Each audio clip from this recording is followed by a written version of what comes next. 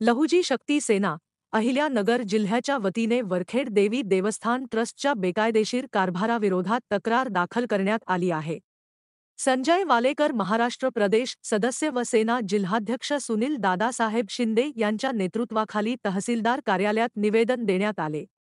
लहुजी शक्ती सेनेच्या वतीने देण्यात आलेल्या निवेदनात नमूद केल्याप्रमाणे वरखेड देवी देवस्थान ट्रस्टचे संचालक मंडळ बेकायदेशीरपणे यात्रेचा कारभार पाहत आहे. सन 2024 मध्ये ट्रस्टच्या ट्रस्टींना केवळ यात्रेपुरता आदेश देण्यात आला होता. मात्र या ट्रस्टच्या सदस्यांनी भाविक भक्तांकडून देणगीच्या स्वरूपात मिळणाऱ्या रकमेचा अपहार केला आहे. तसेच मंदिराच्या गाभाऱ्यात मद्यपान करून वावरण्याचे प्रकार घडले आहेत. व्हीआयपी दर्शनाच्या नावाखाली 1,000 ते 5,000 रुपयांची मागणी होत असल्याचाही आरोप करण्यात आला आहे. आज माननीय तहसीलदार साहेब यांना मी दरवर्षी जी वरखेड येथे यात्रा भरते त्या संदर्भामध्ये निवेदन द्यायला आलेलो आहोत. त्या निवेदनाचा विषय असा आहे की वरखेड देवी हे महाराष्ट्रातलं मातंग समाजाचं तसंच बहुजन समाजाचं आराध्य दैवत आहे. परंतु त्या दैवताच्या ठिकाणी कुठल्याही सुविधा नसतात.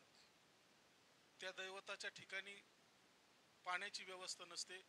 अतिशय भयंकर तीव्र उन्हाळा आहे. त्या ठिकाणी सावलीची व्यवस्था नसते, शौचालयाची व्यवस्था नसते.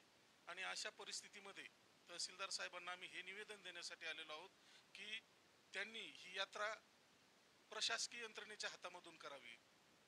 तालुका दंडाधिकारी असतील, प्रांत साहेब असतील, कलेक्टर साहेब असतील, यांनी या जत्राचा कारभार हातामध्ये घ्यावा.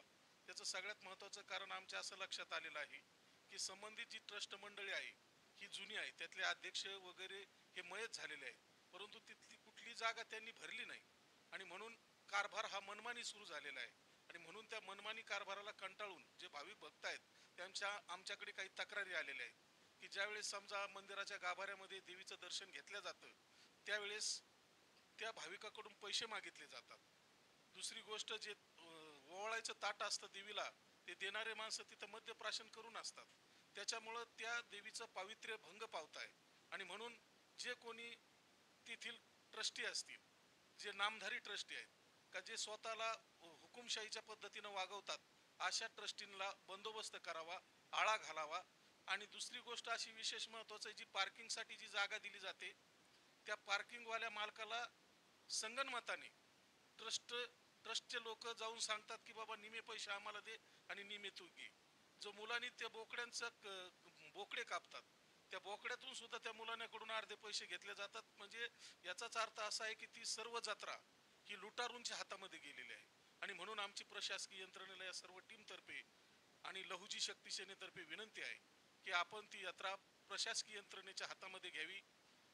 नेवासा तालुका दंडाधिकारी असतील, प्रांत साहेब असतील, कलेक्टर साहेब असतील, यांनी ती यात्रा ताब्यामध्ये घेऊन करावी. कारण तिथं खिशे कापू वगैरे जे लोक असतात, गोरगरिबाचे खिशे मोकळे येतात, अतिशय जबरदस्त दारू विकले जाते. तिला बी तिथल्या ट्रस्टींचे अभय आहे.